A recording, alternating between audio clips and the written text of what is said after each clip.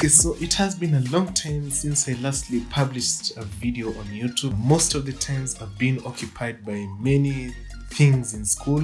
My schedule has become tight. So it rang in my mind that I should make a video at least for you guys so that you may not get bored.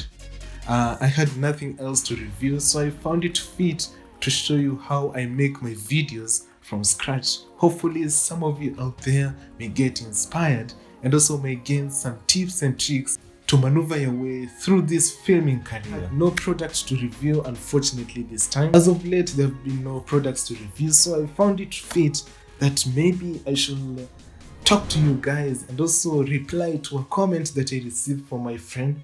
You can see my comment here suggested that maybe I should do a video on how I do my shorts. So this is basically how I make videos for my channel.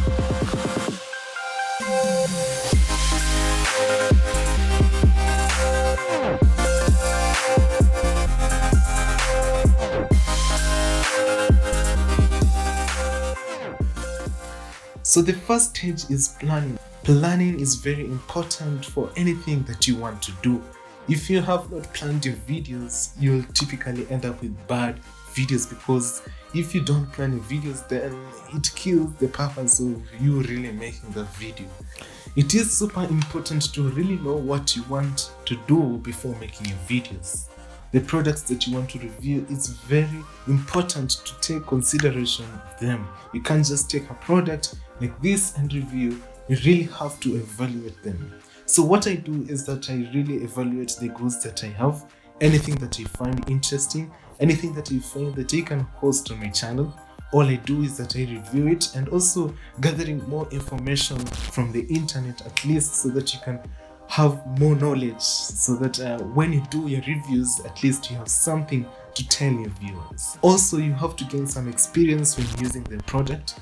You can't just get a product like that and start reviewing it. You have to get that experience so that you can give honest opinions to your viewers, so that your viewers cannot find it as if you're biased or something like that. So after doing this research, I also jot down the notes that I've gathered from the internet, lay them down so that I can know what shots to do, and also some of the things that I have to tell you as my viewers.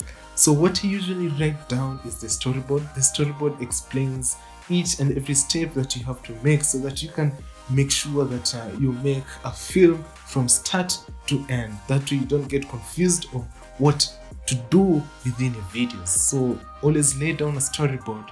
That's what I really do.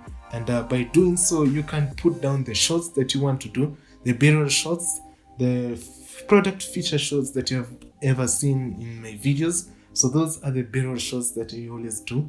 So the A-roll shots may be handwritten so that I can say it in front of you, or sometimes I just get the ideas out of my mind. But most of the times I prefer voiceover, because it's more comfortable to read voiceovers as compared to talking straight to the camera, because there's so many inconsistencies and also some of the points that you'd have wished to air out. You may find out that it is not all the times you'll find that you'll air your full opinion. So it's good enough to lay them down on a script so that you can know what exactly to say, and then you can record it later on as a voiceover as compared to saying it through the camera. So after I've written down my script and also the storyboard of the shots that I'm going to make, it is now time to prepare for the shots themselves. I usually prepare my sets. I don't have default sets for doing my videos, so I usually design my sets in such a way that may look appealing to the viewers. So by using the storyboard, I usually make sure that all the ideas that I've written down are executed. And by doing the B-roll shots, that is the product feature shots. So B-roll shots usually take me around 3 hours, or maybe a whole day, let's say, if it needs a lot of shots. B-roll shots depends on the lighting conditions, because not every day it will be sunny, not every day they'll have enough light. Remember, I use natural light. I don't have like studio lights. I usually use natural light for all my videos. So it also depends on the lighting conditions. If it's a bit too cloudy, or let's say it's stormy, I'll prefer to shoot my videos on a later day when there is sunshine. Like for example, today there's sunshine. It has been raining the whole time. So what I really, so after laying down all the B-roll shots, it's now time for the A-roll. The A-roll is what I'm doing right now. It is a constant revolution on whether to do the A-roll before or after the B-roll shots, because later on you'll realize that when you do A-roll shots, there's so many ideas that come in mind that you'll want to do with the B-roll shots. So it's also ideal to kind of figure out if A-roll should be done before or after the shot. So now, after we have done the A-roll shots, after we have done the B-roll shots, let's get to the nitty-gritty, which is the editing part. So let's go. Okay, now to the editing part. So editing is basically the core of the video that you're making. If you don't edit a video, then why does a video exist? So editing is the most fun part I get to work with while video editing, because while editing, you can just exploit your creativity to its core. It depends on the resources available. You can really do, I personally enjoy editing because you can really do anything to your videos. So after recording the footages, all I have to do now is to organize the footages, and I usually do it in folders or bins so that it becomes easier at least to find the clip that you're looking for within a video.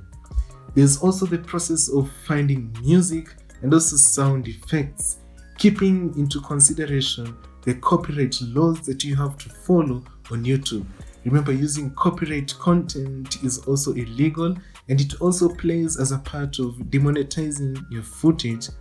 But I don't get money from my footage, so yeah, but I usually derive my royalty-free music from SoundCloud or even from YouTube's audio library. So those are the main sources where I obtain my music. Now, I also design motion graphics.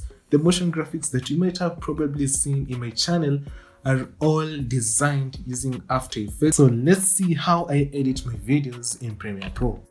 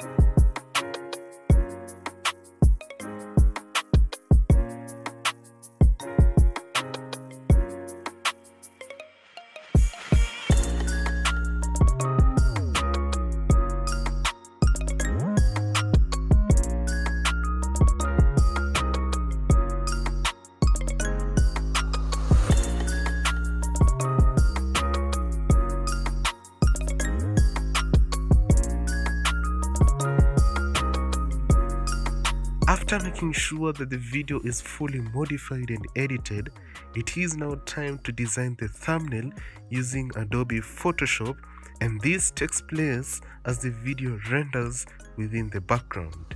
It is important to make your thumbnails appealing by adding graphics or tweaking various elements as a means of attracting people to watch your videos.